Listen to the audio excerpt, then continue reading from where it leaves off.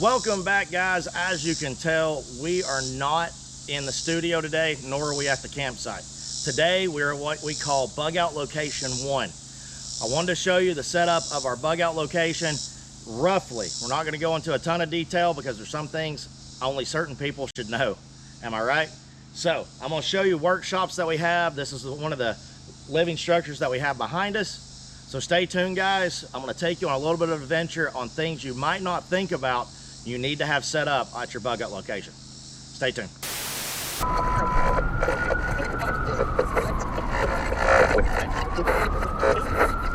Okay, guys, so everything that I'm going to be showing you is not going to be in any certain orders. Just as we come across things, I'm going to show you.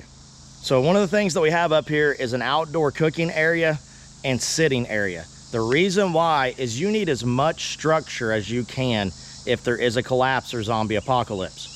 So having some normalcy or something that's kind of fun, not just for you, but for the kids, you know, to make it to where everything isn't just a high stress situation will help out. So having an outdoor cooking area, so if you run out of propane, if you run out of gas for your generators for the time being, you still have the ability to cook, and it's not a struggle. That's the number one thing I need you to remember, guys. It cannot be a struggle. If it's a struggle every day, then you're surviving hard every day and you're not being sustainable in a lot of areas, then you're gonna fail. All right, guys, so this is one of our cabins that's on the property. There's multiple spots to stay, multiple living quarters on the property. Something to think about. If you've got 20 people and only one structure, where's everybody gonna sleep? You can't stay in tents full time. Another thing that I wanna show you too, guys, let me get in here closer, is we have quite a few of these tanks throughout the property that are rain catches. We also have a well on the property that we have water. It's like a 125-foot well. We got water at 20 feet, so we're covered. If you do not have a water source, you're in a bad spot. So living structures and water, number one things that you're gonna have to have.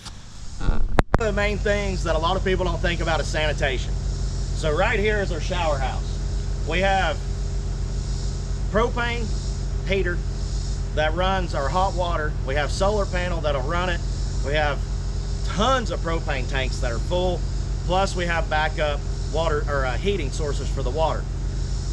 On top of the ability to improvise with 5-gallon buckets and hose to make a shower system. It's not just a smell thing. If you're not keeping yourself clean and sanitized, you have the ability to grow all kinds of funky bacteria. And in a survival situation, you do not want any little thing to get infected because it'll mess you up. So this right here, shower house. I'm gonna take you over to the outhouse because that's another big thing people do not think of is going to the bathroom. They think, oh, I'll just run in the woods. You need a designated place to have a latrine so that you are not cross-contaminating into water sources or into food sources. So let's walk over there. All right, guys, so this is our outhouse. We do have a male and we got the female. Y'all knew which one was which when y'all seen them. But we also have a hand cleaning station.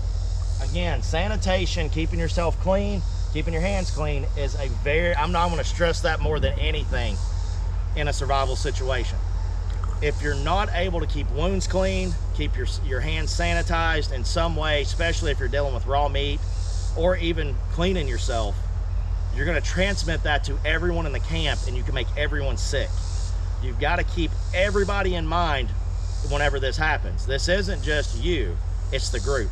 And if you make the group sick, then it goes downhill fast and then it's easy for someone to come in and take over, or you lose everything because there are nobody else around. You are not able to defend. So sanitation, being able to keep yourself clean, being able to go to the bathroom and keeping it away from things. As if you've seen us walk over, we're away from where the shower is. We're away from where the cabin is. We're away from where our food grows at. It's over by itself. So you're not cross-contaminating into other areas. So let's move on to the workshop that's up this way. All right, guys, this is one of the 3 workshops that we have here on the property. This is our blacksmith shop. We also have a woodworking shop. We have a automotive shop where also other repairs of items can be. And we also have a ton of storage. So I'm gonna hit on storage real quick before we go inside the shop, and let me show you the blacksmith shop. We have storage for firewood, we have building material, we have nails, we got screws, we have all of that, because in a bad situation, when something tears up, you can't call somebody to come and fix it. You have to have all of that material here. But also, say you take in a new group that becomes like their home gets destroyed and they come here with you, and they were already part of the group, but they were down the road or something. They're gonna need a place to stay, and you can't live in a tent long term. Over time, it'll deteriorate. I don't care how good it is, don't care if it's military grade, eventually it'll fall apart.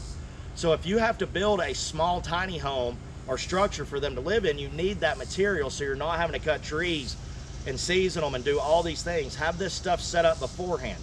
It's better to have it and not need it than when you need it and not have it. So let's go inside the blacksmith shop. We have got hand tools that are all strictly hand tools, and then we also have power tools. Very important to have both, because if your battery operated stuff dies, you can still do things. So let's go inside here, guys, and we'll show you the blacksmith shop.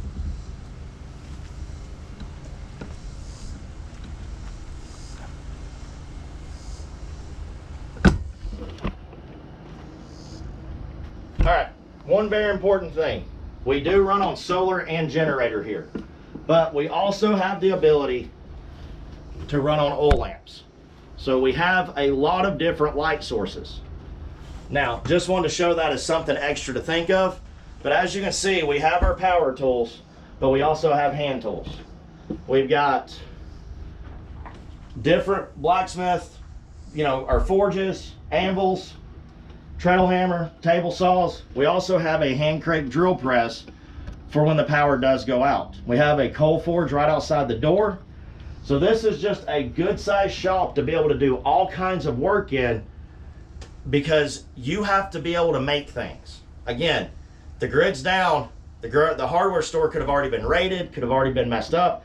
If you need to make hinges, if you need to make knives, if you need to make tools, you have the ability to do that and have the ability to have repairs.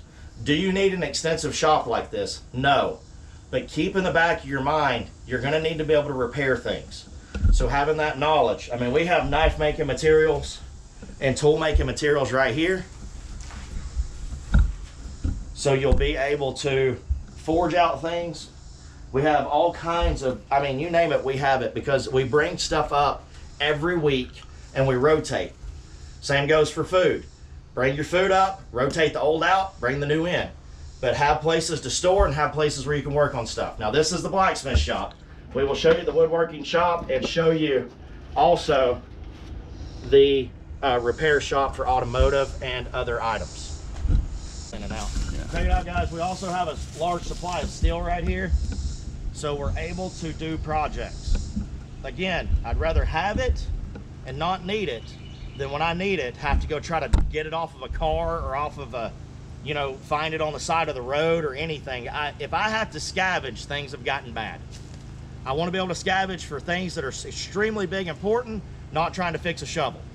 So have things set aside. Even if you're not a blacksmith, you can get a book to build a very cheap forge and have a very easy blower system with just a wood fire to be able to do basic blacksmithing to do repairs. We're not looking to be forging, big intricate items, but being able to do small things is going to save you a lot of time and headache in a survival situation. We have manufactured homes that are here also. We have quite a few living structures, and I'm going to say this a bunch, but if you got 10 people, 20 people, or 20 families in your bug out group, or even 5 families, you all can't live in one space. You need your own space. Now you see the 2 containers, and I'll get into those in the next video because they're new things we added to the property. But I wanted to talk about living structure one more time. We have one more building on the property for either storage, or if someone needed to live in it, or both. We could store some things in some of the rooms and also still have a living quarters also. And as you can tell, they're not right up on top of each other.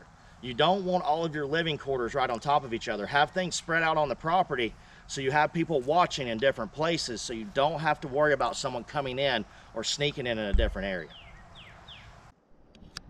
Okay guys, we're not gonna go inside because it is dark in there, but this is our wood shop. You can see how big it is. We have the ability to cut any kind of board, build just about anything that we want to build with electric and off-grid tools. Off-grid tools are just plain old hand tools. We've got drills, we've got hammers, we've got nails. We've got the ability to do everything we need to do if the grid goes down and never comes back up. Having different shops to do things in keeps you from tripping over each other, because I know basic woodworking, but I'm a pretty good blacksmith. So I'm gonna spend more of my time in the blacksmith shop than I am the woodworking shop. The guys that do a ton of woodworking and building for us will be here, and I don't want to be over here in their way trying to do blacksmithing. Having separate locations, it keeps everybody from being on top of each other and keeps everybody from getting irritated with each other. Again, morale, very important. All right, so the other shop that we have is our mechanic shop. And again, we're not gonna go in because it's dark in there. But the mechanic shop is where we can work on any of our gas or any other items here on the homestead. So if it's a car, if it's a lawnmower, if it's a tractor, a motorcycle, whatever, we have the ability to work on it. Or if we're having to build stuff. So if we're needing to build an off-grid power generator, we have the tools and the capability to set up and work on it. Sorry guys, there was a spider about to get me. And if it gets on me, I'm gonna scream and run. But we have the ability to build off-grid, power generators without having to sit outside and try to work on it. We have a place where we can set it up, work on it, build it, and if we have to stop, we don't have to worry about anything happening to it or covering it. Having these kind of structures, and I know everybody is not gonna have the blessing that we have with that, but with the separate buildings like we have, but if you can get small structures set up or locations set up, you can add to them as you grow your homestead. And I always keep calling it a homestead because it's a bug out location until you get here, then it's the homestead. So you're always going to be adding to, you're always going to be building on your homestead. So get your area set up where this is going to be this shop, this is going to be this storage location, and then build from that. But don't just pile everything on top of each other, because then when you get in that situation, having everything set up is going to keep you from being in a worse situation down the road. Again, organization, even though I'm not the most organized person and no one in our group is, some basic organization of having, this is where we do this at, this is where we cook at, this is where we fix things at, this is where the repairs happen, this is where the blacksmith is. Having those things set up is going to make it to where your life is so much easier.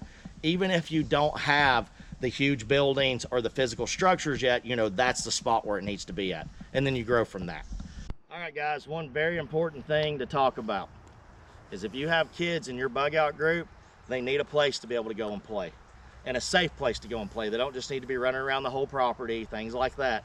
So what we have set up here is a small playground area. We've got swings, we've got slides, we've got things for them to climb on, and different activities they can do in what we call the lot. So being able to keep their morale up is going to help out so much, because they're already in a tragic situation, as I've spoken last video or last videos about how they've been pulled out of their environment that they know every day in their routine, been scared for their life on the way to the bug out location, and once they get here they need something to help their morale.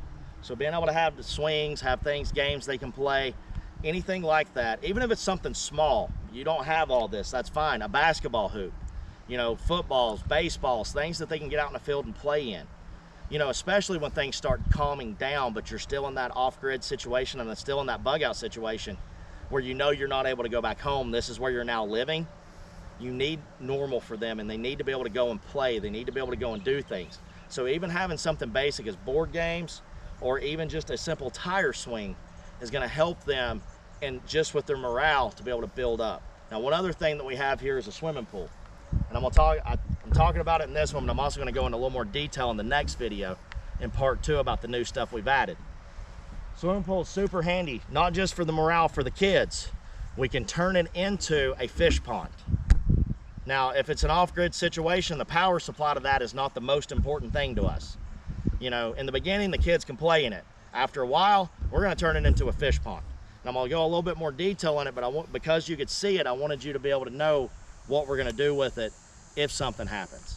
You know, you've got to look at your environment that you have and improvise what's around you to make it work for you.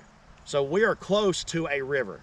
It's not too far away from us. A bike ride, we could be there in like 20 minutes, you know, 30 minutes at the most to be able to fish. But I don't want to go make that trip every time we want to go fish and risk a potential hazard happening or someone following us back or getting attacked while we're there. So one of the things that I want to do, and what we will do is, in a grid down situation, is we'll go catch fish, keep them alive, and then turn this into a fish pond and a small you know, fishing pond to be able to go get our food, and we're feet away, not miles away. So something to think about too is if you have ponds or you have structures on the property that'll hold water, you can turn those into fish ponds or hydroponic to be able to have your resource there, and you're not, again, not having to go out and get it. All right, guys, so this is a basic walkthrough of our homestead part 1.